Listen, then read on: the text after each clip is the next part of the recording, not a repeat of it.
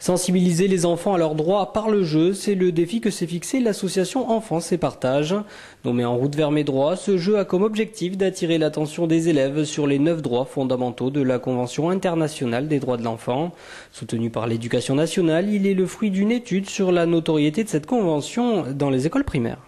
On s'est aperçu que peut-être les outils adaptés pour faire connaître aux enfants leurs droits, on était dans un pédagogique peut-être un petit peu lourd. Et puis suite à l'enquête de notoriété que nous avions fait, tout naturellement le jeu est arrivé. Puisque c'est un jeu ludique, interactif, où les enfants participent beaucoup. Et nous avons pensé que c'était le meilleur moyen parmi les 9 droits que nous avions choisis, de faire qu'ils s'en souviennent. Ce jeu, présenté en avant-première dans une classe de CM2 de l'école élémentaire Benzé à Toulouse, propose aux élèves des questions, des activités, des débats ou encore du théâtre.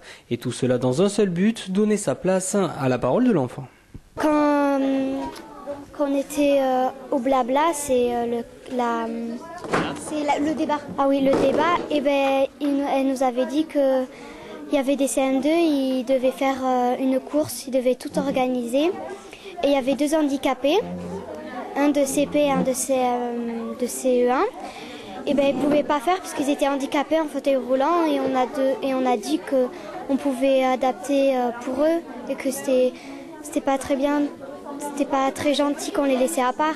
L'idée, c'est d'aider les enfants à repérer que parler, c'est toujours très important dans le droit. Le droit à la parole est quelque chose d'important et qu'en parlant, eh bien, ça aide à trouver des solutions et c'est vraiment le sens de ce jeu. Avec cet outil, dédié dans un premier temps aux écoles élémentaires, l'association veut sensibiliser près de 10 000 jeunes en un an. Un objectif ambitieux et stimulant. C'est un gros challenge. Et puis nous allons faire un suivi très précis.